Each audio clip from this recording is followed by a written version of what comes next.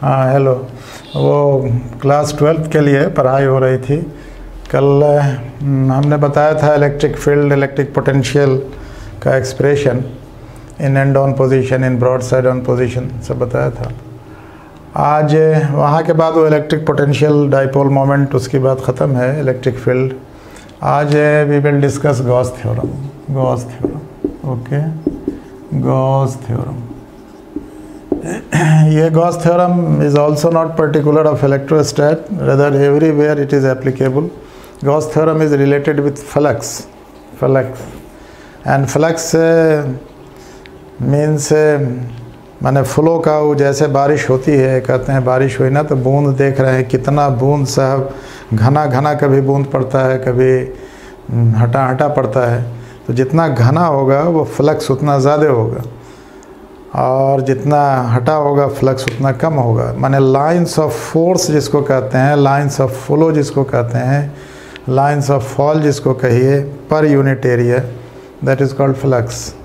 तो अब जैसे टॉर्च जलाते हैं, और टॉर्च जलाने से लाइट निकला तो देखिए उसमें एक फ्लक्स माने रेज निकला। कितना रेज है, बंडल ऑफ रेज है, दैट कंस्टिट्यूट फ्लक्स। फ्लक्स का फिजिकल मीनिंग वही है।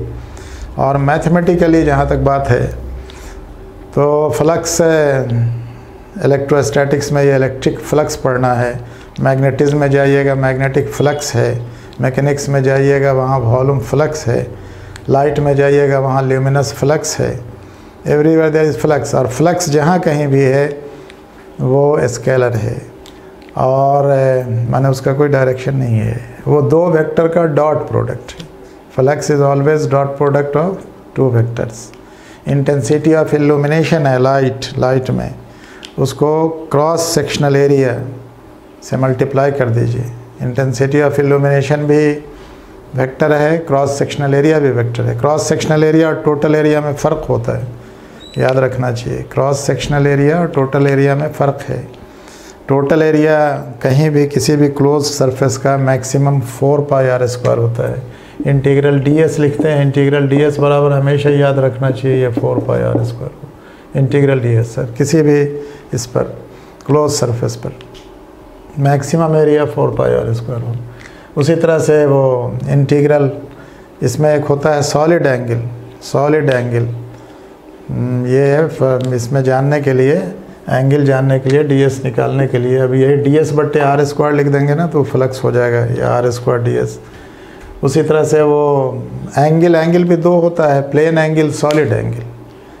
प्लेन एंगल पढ़ा है, प्लेन एंगल होता है θ/r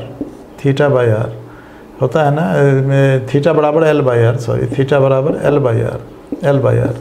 और इसी में अगर हम dθ लगा दें तो यहाँ dl/r हो जाए। इसी को अगर इंटीग्रेट कर दें तो देखिए 2πr/r, अगर इसको इंटीग्रेट कर दें तो थीटा का मान 0 से लेकर 2π तक ही होगा, मैक्सिमम 360 डिग्री होगा।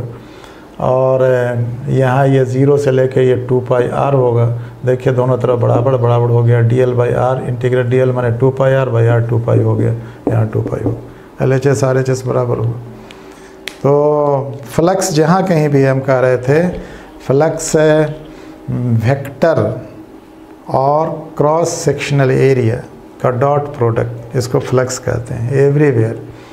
गॉस थ्योरम फ्लक्स से रिलेटेड है, इसलिए हम बता रहे हैं वेक्टर J ये करंट डेंसिटी होता है, डॉट वेक्टर ds अगर इसको हम कर दें, इसका इंटीग्रल ले लें, then it is called electron flux. इसलिए कि दिस इज़ करंट डेंसिटी, ये इलेक्ट्रॉन फ्लक्स हो गया, या इलेक्ट्रिक फ्लक्स कहिए। इलेक्ट्रॉन फ्लक्स इसलिए कह रहा है कि इलेक्ट्रिक फ्लक्स दूसरे के लिए, यानी कितना करंट का ये फ्लक्स हो गया, J/ds। I करंट, इसको इलेक्ट्रॉन फ्लक्स को ही करंट कहते हैं। This is called electric current. उसी तरह से अगर हम कह दें ये इंटीग्रल, अगर इंटीग्रल ना लगाएं तब भी ये इलेक्ट्रॉन फ्लक्स रहेगा थोड़े एरिया पर, और ये टोटल इलेक्ट्रॉन फ्लक्स हो गया, कुल टोटल। उसी तरह से अगर हम लिख दें यहाँ वेक्टर VDS, V हो जाए, DS हो जाए, V वेलोसिटी हो जाए, तो ये टोटल वॉल्यूम फ्लक्स हो जाएगा, टोटल वॉल्यूम फ्लक्स। वॉल्यूम कितना वॉल्यूम पानी का कहीं से निकलेगा किसी पाइप से, ये निकाल सकते हैं।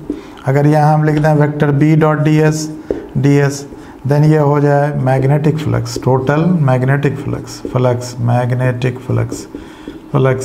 इस तरह से बहुत है वेक्टर। अब यहाँ ई डॉट एस लिख दें, ई इलेक्ट्रिक फील्ड है, डॉट डी एस है, अगर इसको लिख दें then it will be total electric flux. Total का मतलब integral over close surface, total electric flux.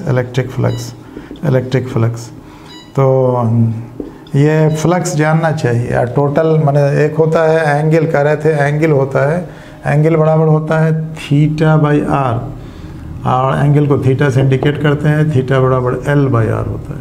और एक होता है सॉलिड एंगल बराबर होता है ये डी थीटा बराबर डी एल बाई आर लिखते हैं। डी ओमेगा लिखेंगे तो वहाँ D S by R square लिखते हैं, ये सरफेस एरिया है, ये एरिया का स्क्वायर हो गया।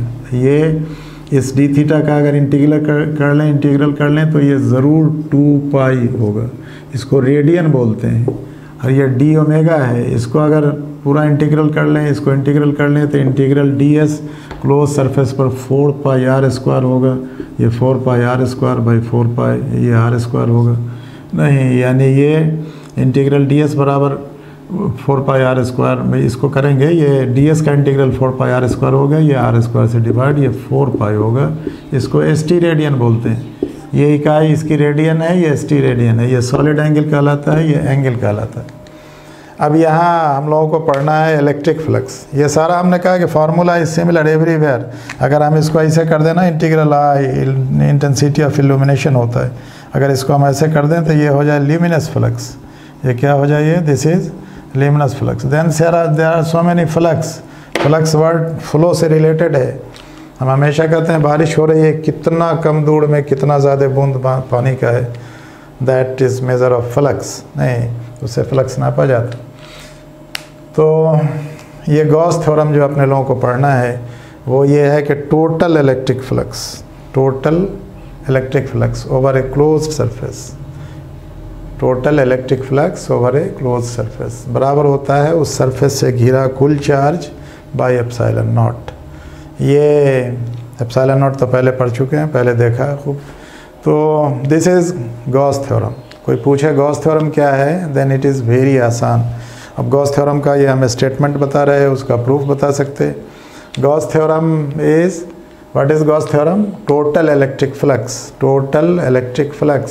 बार बार हम करें, over a closed surface, total electric flux over a closed surface is equal to charge enclosed by the surface divided by permittivity of vacuum। क्या कहेंगे? कुल इलेक्ट्रिक फ्लक्स बराबर charge enclosed by the surface divided by permittivity of vacuum। तो हम ये Gauss theorem पहले लिख देते हैं, ये सब मिटा देते हैं, नील उतारना उतार लीजिए। ये सब आपके काम का, आपके सब्जेक्ट का की बात अभी जो है वो तो यही है, सिर्फ यही है। लेकिन हमने फिज़िक्स में बताया ऐसा सो मैनी टर्म्स, इससे ज़्यादा भी होगा जो अभी हम नहीं बता पा रहे, या जगह नहीं है उसका वक्त नहीं है, समझिएगा नहीं। लेकिन आगे जाके भी ऐसे ही है, सारा बहुत सारा इस तरह से है। फ्लक्स का एक तरह का फार्मूला है। तो what does this Gauss theorem state? Gauss theorem का स्टेटमेंट करना है, गॉस थ्योरम का प्रूफ करना है, और फिर गॉस थ्योरम को अप्लाई करना है। क्या करना है? गॉस थ्योरम का स्टेटमेंट, गॉस थ्योरम का प्रूफ, गॉस थ्योरम का एप्लीकेशन। गॉस थ्योरम का application is very important in the sense कि साहब इलेक्ट्रिक फील्ड वैसी जगह निकाल सकते हैं, वैसे जगह पर निकाल सकते हैं जहाँ डायरेक्ट निकालना बिना गॉस थ्योरम के बहुत मुश्किल है। अब इलेक्ट्रिक फील्ड किसी वायर पर पर चार्ज है उसके चलते कितना होगा, किसी गोले पर चार्ज है उसके चलते कितना होगा, किसी सिलेंडर पर चार्ज है उसके चलते कितना होगा, किसी शीट पर चार्ज है उसके चलते क्या होगा, शीट में भी कंडक्टिंग, शीट में भी नॉन कंडक्टिंग। तो ये सारा करना है अपने लोगों को। गॉस थ्योरम का स्टेटमेंट, गॉस थ्योरम का प्रूफ, गॉस थ्योरम का एप्लीकेशन, क्या सब करना? गॉस थ्योरम को स्टेट करना, गॉस थ्योरम को साबित करना, और फिर गॉस थ्योरम को अप्लाई करना, गॉस थ्योरम का यूज़ करना। तो गॉस थ्योरम का स्टेटमेंट लिख लीजिए। गॉस थ्योरम स्टेट्स क्या है? Total electric flux over a closed surface, closed surface, किसी भी क्लोज सरफेस पर, क्लोज सरफेस में भी सिलेंड्रिकल, क्लोज सरफेस में भी स्फेरिकल, नहीं क्लोज सरफेस में भी कोनिकल भी हो सकता है। Then total electric flux over a close surface is equal to total charge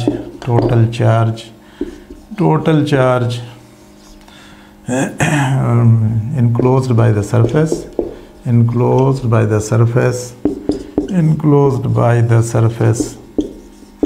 divided by permittivity of vacuum, permittivity को एप्सिलॉन नॉट से इंडिकेट करते हैं, permittivity of vacuum, ठीक है। Then this is a statement.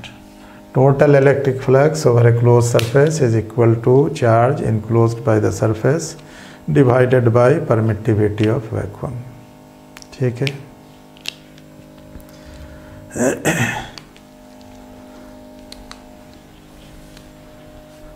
मिटा दें नीचे, ओके, लिख लीजिएगा सारा।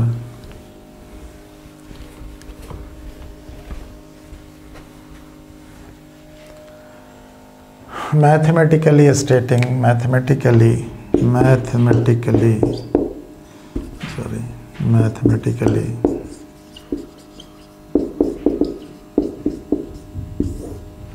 लिखते हैं इंटीग्रल EDS, क्लोज सरफेस का ये निशान है, पूरे सरफेस एरिया पर क्लोज्ड, ये बराबर total charge Q total charge enclosed by the surface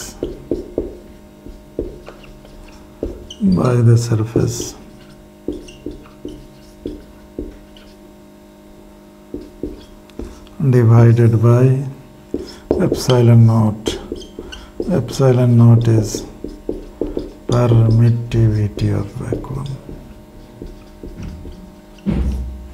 epsilon not का मान 8.85 इंटू 8.82 इंटू 10⁻⁻12 होता है कूलम्ब स्क्वायर पर न्यूटन पर मीटर स्क्वायर।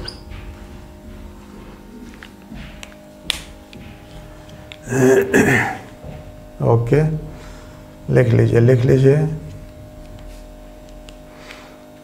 ये गॉस थ्योरम का स्टेटमेंट है, this is statement of Gauss theorem. उसके बाद इसका प्रूफ होगा, देन इसका एप्लीकेशंस होगा।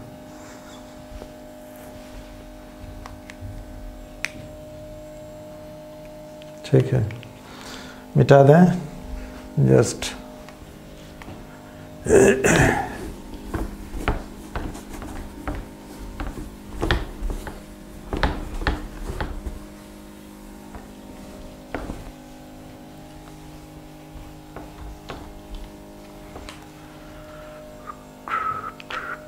नाउ यू सी, कैसा मान लीजिए कोई क्लोज सरफेस है लाइक दिस, कोई सरफेस है और इसके अंदर कुछ चार्ज है, घिरा कुल चार्ज, मान लीजिए यहाँ dq चार्ज है।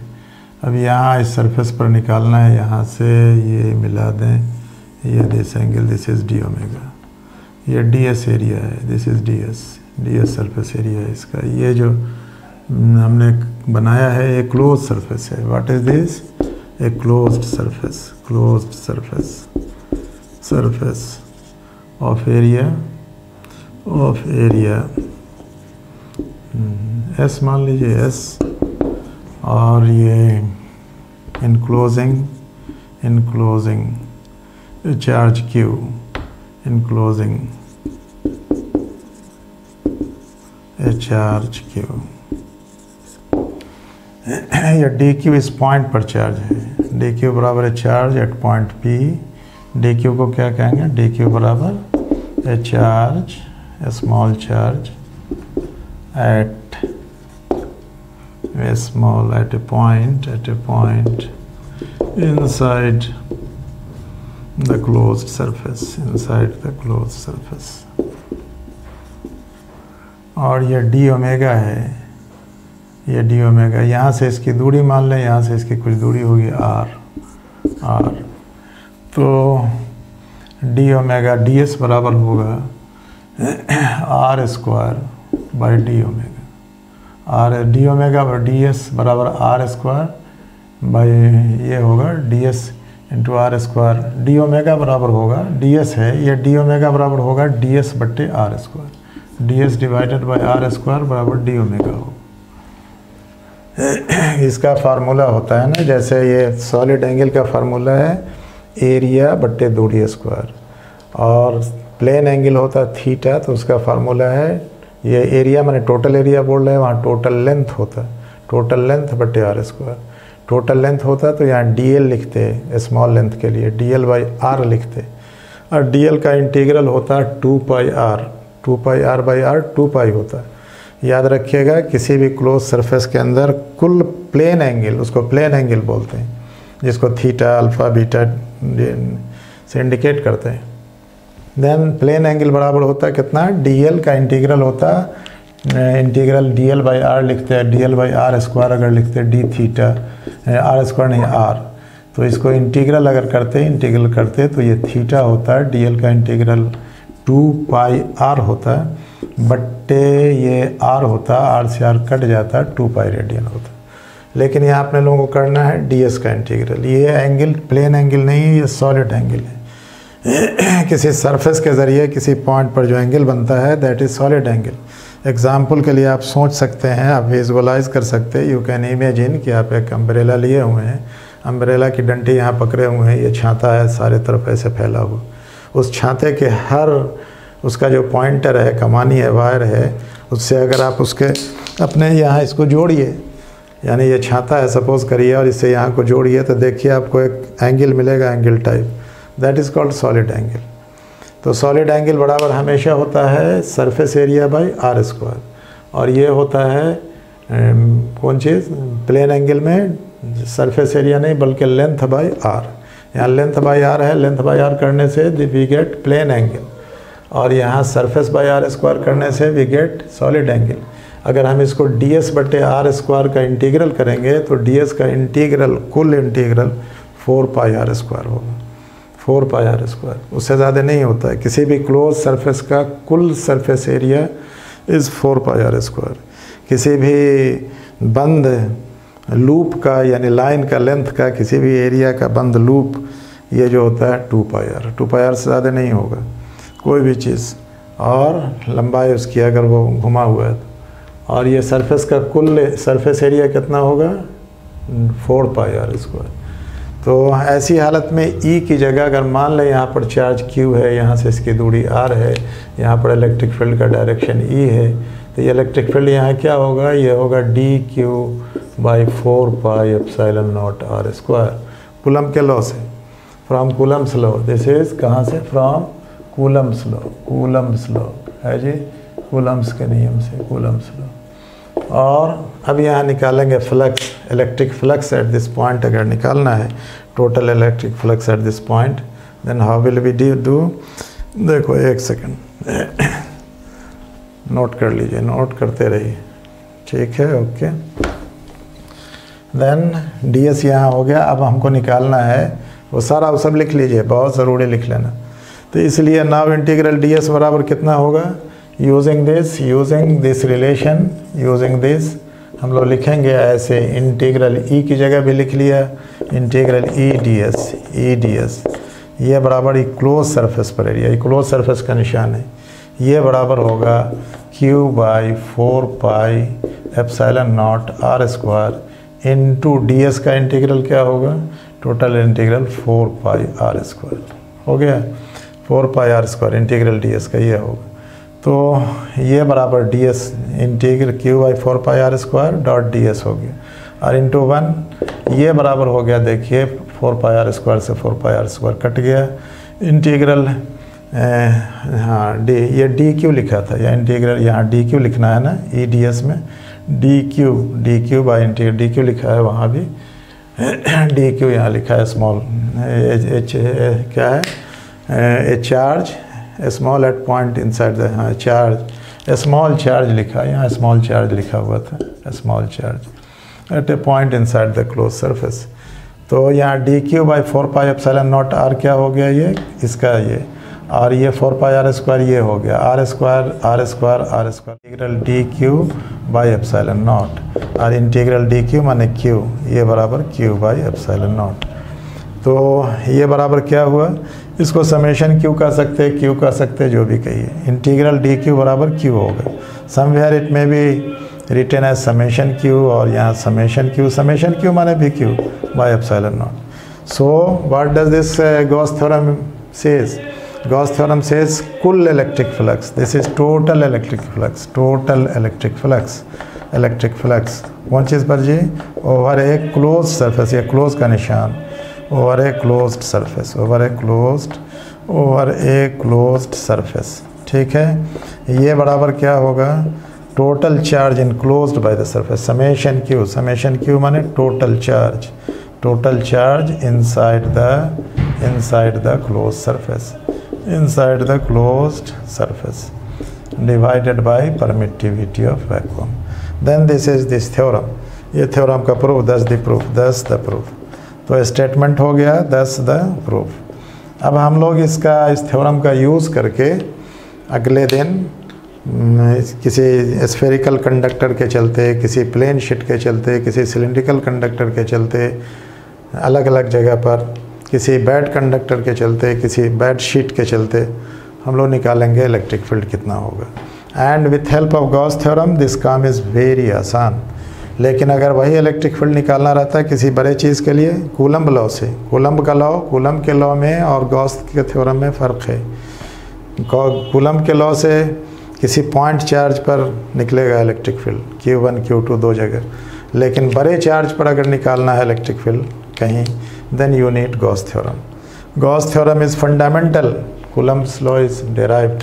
Gauss theorem और Coulomb's law दोनों में बहुत similarity है and there are dissimilarity too. Gauss theorem is called fundamental, Coulomb's law is not. Okay, आज इतना ही रखिए।